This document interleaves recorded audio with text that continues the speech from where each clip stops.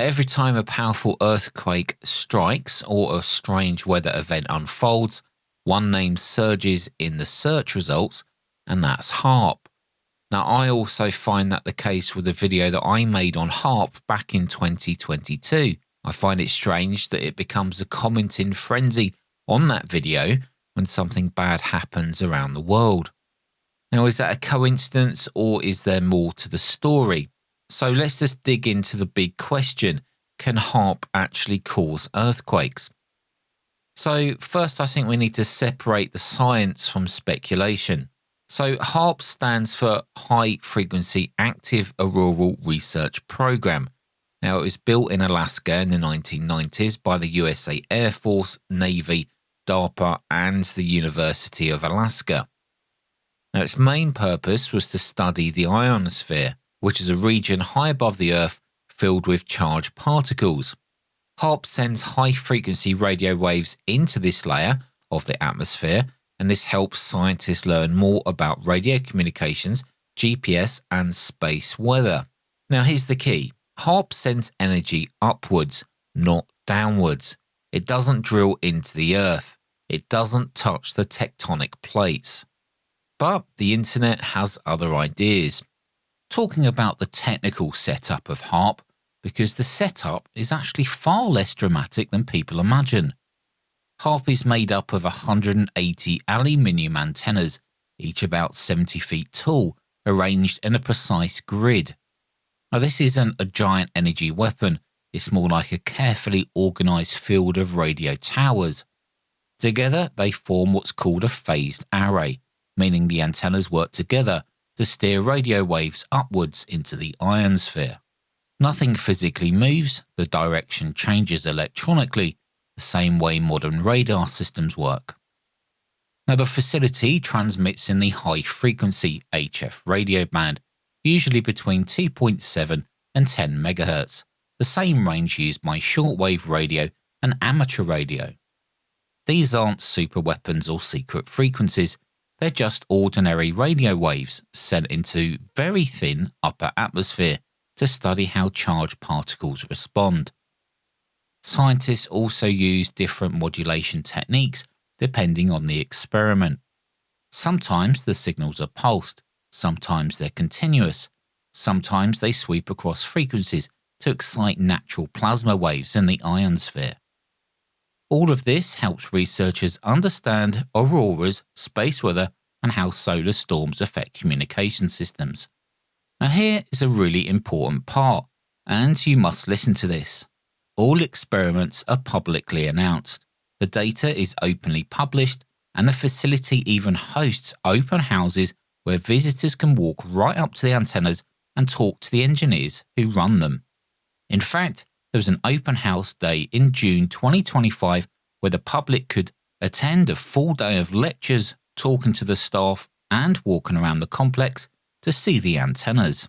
Now, over the years, HAARP has been blamed for earthquakes, hurricanes, floods, even mind control. These theories exploded online, especially after the 2010 Haiti earthquake and the 2011 Japan tsunami. Now, it's claimed that HAARP can somehow agitate tectonic plates or weather systems. Now, it does sound pretty wild, but is it true? So I think first we need to look at the facts. Before we do that though, let's just take a listen to a word from today's video sponsor. You know, one of the coolest parts of ham radio is connecting with people all around the world via radio waves. And we know that we cannot use encryption. Everything we transmit can be seen or heard by anyone. But when I'm online doing research for radio products, learning new tech, or accessing SDR receivers in other countries, I want to have the same freedom without worrying about privacy or blocked content. Now that's where Surfshark comes in. Now, Surfshark is a VPN, a virtual private network that lets you browse the web safely and privately, whether you're tuning in from home or traveling and using unsecured public networks. It encrypts your internet traffic, kind of like using a secure radio channel for your data.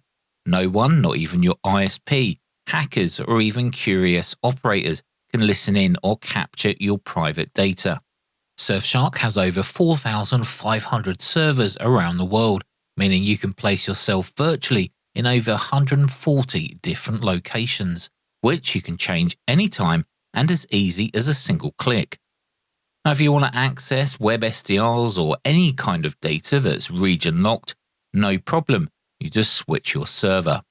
Surfshark can even block adverts, trackers, and phishing attempts. Surfshark supports a multitude of operating systems, including Windows, Linux, macOS, and even iOS and Android, along with Apple TV, so you can be protected virtually on any device. Surfshark's 2 new products have also just launched, Email Scam Checker and Web Content Blocker, which are super useful for the whole family. You also get a 30-day money-back guarantee, so you can take your time to experience Surfshark's VPN potential. If you want to try Surfshark, go to surfshark.com/techminds or use code TechMinds at checkout to get 4 extra months of Surfshark VPN. The HAARP's transmitter produces about 3.6 megawatts of radio frequency energy. Now that's less than a single commercial radio station and billions of times smaller than the energy in a typical earthquake. Now, earthquakes release energy equal to thousands of nuclear bombs. That energy comes from tectonic plates grinding together beneath the Earth's surface. No radio wave, no matter how strong, could actually trigger that. Even experts at the US Geological Survey and the University of Alaska agree with that, saying there is no known mechanism by which HAARP could trigger earthquakes or natural disasters. Now, these rumours will go on forever. They literally won't die. So why do you think these theories stick and people always look to HAARP when a natural disaster happens? Because, well, after a disaster, people look for answers, someone or something to blame. HAARP looks mysterious, it has military ties, it's remote and covered in antennas, so it does look like a sci-fi villain's lair. And, well, that's enough for rumours to spread. But don't forget, looks can be deceiving. So the question is, can HAARP cause earthquakes? Well, with the information that we know about HAARP that's been released online and what it actually does technically, the short answer is no. And there's no scientific evidence, no data, no energy output to support that claim. HAARP is apparently a research tool, not a secret weapon. Now, it is okay to ask these questions, but always follow the evidence where it actually leads. Let me know down in the comments what you think about HAARP, considering that we've discussed the actual technical details about how HAARP works. Remember, the key thing here is that HAARP points its energy upwards and not downwards, and it produces thousands of times smaller the power needed to actually create an earthquake. Now, if you found this video useful, drop your thoughts in the comments. And have you seen people blaming HAARP for recent disasters? Let's talk about it in the comments, but respectfully please, because natural disasters can cause a lot of pain and hurt and suffering to many people that are just trying to find some answers as to why these things happen. Anyway guys, thanks so much for watching. I'll see you in the next video.